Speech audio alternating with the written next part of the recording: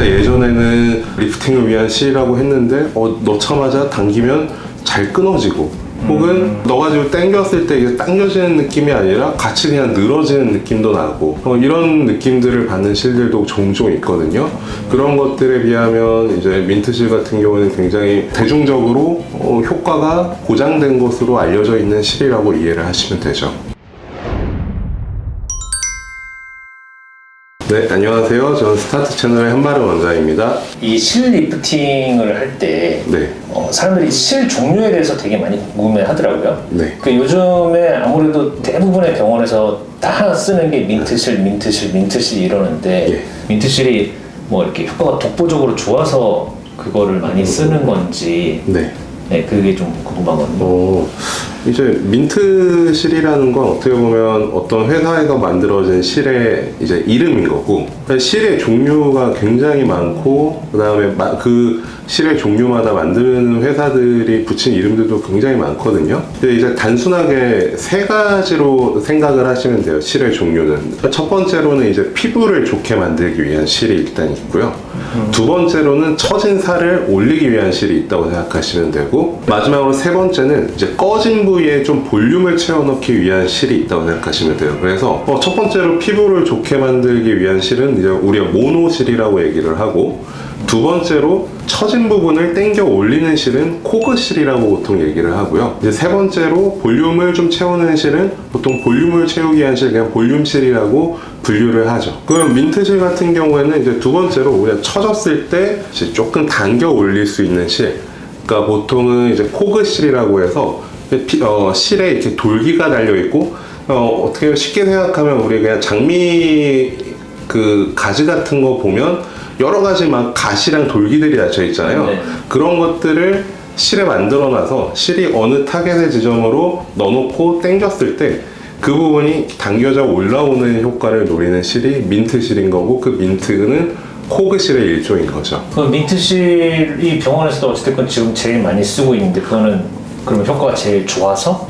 아무래도 이제 대중적으로 가장 많이 알려져 있기도 하고, 사실 저도 여러 가지 실을 사용을 해봤지만, 코그실에 굉장히 여러 가지 종류가 있는데, 그 실들 중에서는 가장 그래도 좀 강도도 좋고, 그다음에 좀 더 잘 당겨지고, 좀 더 잘 안 끊어지고, 유지기간이 좀 더 좋다. 좀 이런 것들을 좀 개인적으로 느끼기에 민트실을 많이 사용하고 있습니다. 민트실이 가장 최근에 나온 실인 건가요? 가장 최근은 사실 아니에요. 이거는 사실 만드는 공장 혹은 만드는 업체가 이제 어떤 식으로 조성을 하고 구성을 해서 만들어지느냐의 차이가 나는 건데, 민트실 같은 경우에는 사실 이게 써보면서 느끼는 게, 진짜 예전에는 리프팅을 위한 실이라고 했는데 넣자마자 당기면 잘 끊어지고 혹은 넣어가지고 당겼을 때 이게 당겨지는 느낌이 아니라 같이 그냥 늘어지는 느낌도 나고 이런 느낌들을 받는 실들도 종종 있거든요. 그런 것들에 비하면 이제 민트실 같은 경우는 굉장히 대중적으로 효과가 보장된 것으로 알려져 있는 실이라고 이해를 하시면 되죠. 어찌됐건 또 앞으로 새로운 실이 나오면서 또 더 좋은 실들도 또 나올 수도 있겠네요. 그거를 대체하는 실들이. 그럼요. 실 리프팅 자체는 사실 생긴 지 얼마 안 됐고, 생긴 지 얼마 안 되는데도 불구하고 계속적으로 1세대, 2세대, 3세대, 4세대 이런 식으로 실이 계속적으로 발전을 하고 있거든요. 어느 순간에는 더 좋은 메커니즘을 가진 실들이 개발될 거라고 기대하고 있습니다.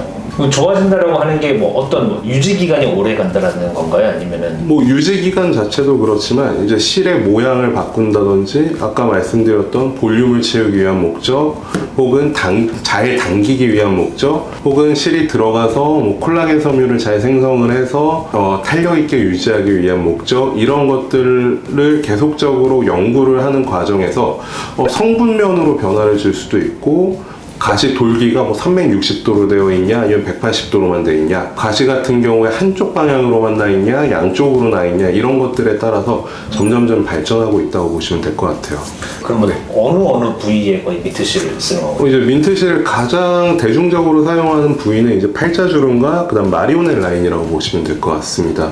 이런 부분들은 결국은 앞볼과 이제 옆볼 쪽에 볼 라인이 처져서 생긴 문제이기 때문에 이런 것들을 원래 상태로 돌리는 데는 아까 말씀드렸던 코그실, 좀 더 당겨주는 실이라고 말씀드렸죠. 그런 것들을 사용해서 당겨주고, 사실 뭐 그런 부분들을 잘 유지하는 과정에서 우리가 피부를 좀 더 좋게 만드는 모노실 같은 경우를 같이 사용하는 경우도 굉장히 많습니다. 사람들 얘기를 보면 누구는 뭐 실을 4가닥을 넣었네, 6가닥을 넣었네, 이렇게 하는데 이렇게 많이 넣으면 많이 넣을수록 좋은 거 아닌가요? 그만큼 많이 땡겨지니까? 물론 이제 병원 입장에서 많이 넣으면 좋긴 하지만, 사람마다 사실 실이 어느 정도 필요한지는 시술하는 의사에 따라 다르다고 할 수가 있어요. 뭐 예를 들어서 우리가 굉장히 얼굴이 크고 살이 찌고 뭐 처졌는데 그 살 자체가 무겁다면 당기기 위해서는 굉장히 마르고 살이 없는 사람보다는 실이 좀 더 많이 필요할 거 아니겠어요? 네. 근데 그런 경우에는 실이 굉장히 더 필요할 수가 있고요.